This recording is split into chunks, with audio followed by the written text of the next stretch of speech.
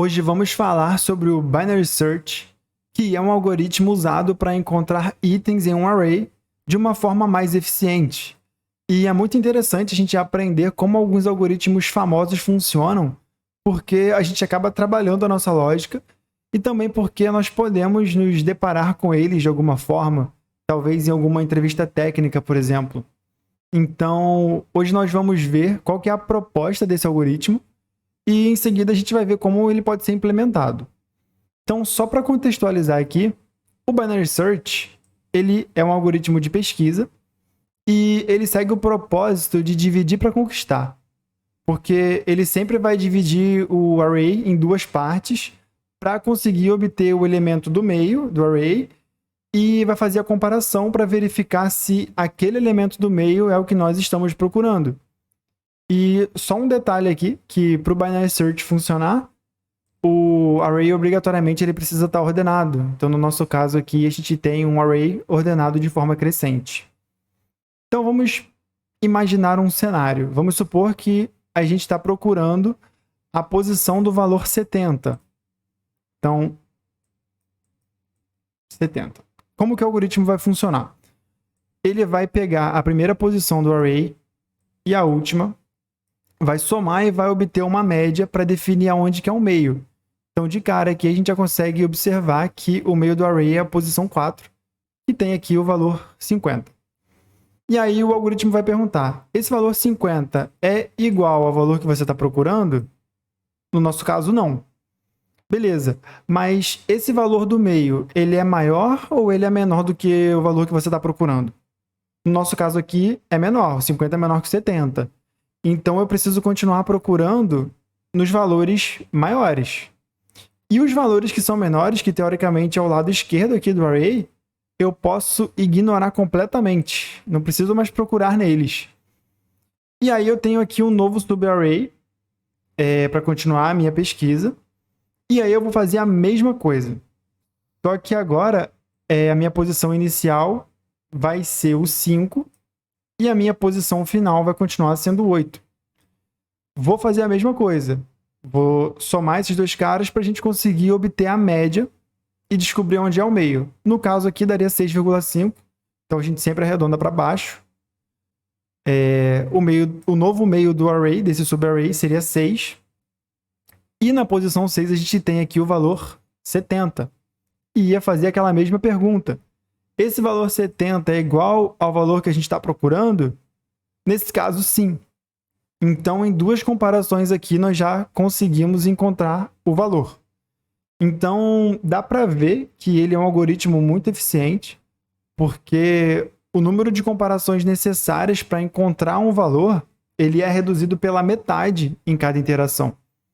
E só voltando aqui nessa parte da complexidade do tempo, é que o Binary Search ele tem a complexidade de tempo de O log de n, porque não tem como a gente saber quantas divisões vão precisar ser feitas até a gente encontrar o item que estamos procurando. Sem contar que o item pode nem existir nessa lista. Mas no melhor caso, no caso que ele encontraria o valor que a gente está procurando logo na primeira divisão, o melhor caso seria O1. Vamos supor aqui que a gente estivesse procurando o 50.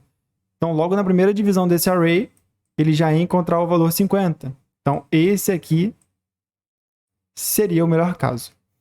E uma dica que eu dou para quem nunca implementou esse algoritmo é tentar aí colocar a mão na massa e pensar numa solução para implementar. Eu vou até deixar na descrição um step by step. Para você tentar implementar, pode escolher a linguagem de programação que você preferir, pode até mesmo ser um pseudocódigo. Com certeza vai ser muito bom para a tua lógica. E agora nós vamos ver uma implementação desse algoritmo, que está numa biblioteca aqui do .NET, inclusive está no GitHub. Eu vou deixar o link na descrição para quem tiver curiosidade. Esse método está no namespace system dessa biblioteca, um arquivo chamado array.cs. Na linha 844 tem um método aqui chamado Binary Search, que justamente implementa esse método. Bom, então aqui no Visual Studio, com a lib aberta, no método binary search, o que eles fizeram aqui? Para começar, eles definiram duas variáveis, uma com o nome low, outra com o nome high. A low guarda a primeira posição do array e a high guarda o tamanho final do array. Então, naquele exemplo que nós estávamos conversando, a low guardaria a posição 0, o high guardaria a posição 8. Beleza. E aí a gente tem um while aqui, que é onde vai acontecer todo aquele processo de separar o array em duas partes, obter o valor do meio e verificar se é o valor que a gente está buscando. E aí dentro do while, a gente tem aqui uma variável i, que é quem vai guardar a média entre o menor e o maior valor para saber onde que é o meio do array. Inclusive nesse método aqui, getMedian, eles obtêm essa média de uma forma muito interessante, que é utilizando aqui o Shift Operator. E até outra dica que eu deixo, quem não conhece o Shift Operator e tiver curiosidade de ver, veja porque é muito interessante a forma como ele funciona. Beleza, e aí com a média obtida e guardada nessa variável i, eles utilizam ela no método aqui compare. E o método compare basicamente ele vai comparar dois objetos. E aí tem umas regras. Quando o valor A for igual ao valor B, ele vai retornar 0. Caso o valor A seja maior que o valor B, ele vai retornar 1.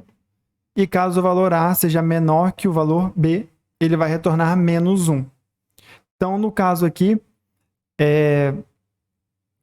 o objeto do meio seria aqui o valor 50. Ele estaria passando 50 aqui. E o valor que a gente está procurando, no caso, é o 70.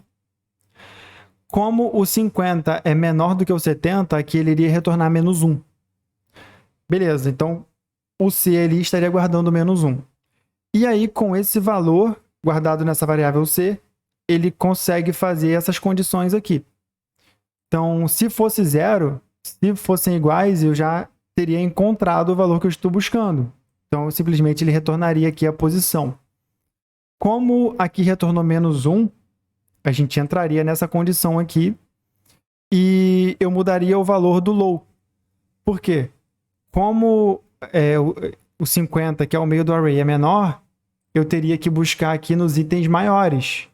Então, eu tenho que mudar a posição do low, que é o início do array. Ele vai pegar aqui o i, que antes era o 4, e vai dar um mais 1 para ser o novo início do array. Então, um mais 1 aqui, ele startaria na posição 5, no novo loop aí. A posição 8 não mudaria. E aí ele ia fazer a mesma coisa. Ele ia voltar aqui em cima, ia pegar a média novamente, ia comparar. E no caso, né, na segunda vez que ele fizesse isso, como nós já vimos, na comparação aqui, ele iria pegar a posição 6, ia passar aqui o 70 como objeto do array, o valor que nós estamos buscando, que também era o 70. Como eles iriam ser iguais, o C aqui estaria guardando o 0. Então, ele cairia nesse primeiro if aqui, onde ele já retornaria a posição. Então, essa aqui é uma forma de fazer. Tem várias formas de implementar esse algoritmo, mas dessa forma funciona. No mais é isso, espero que eu tenha contribuído de alguma forma em algum aprendizado e até o próximo vídeo.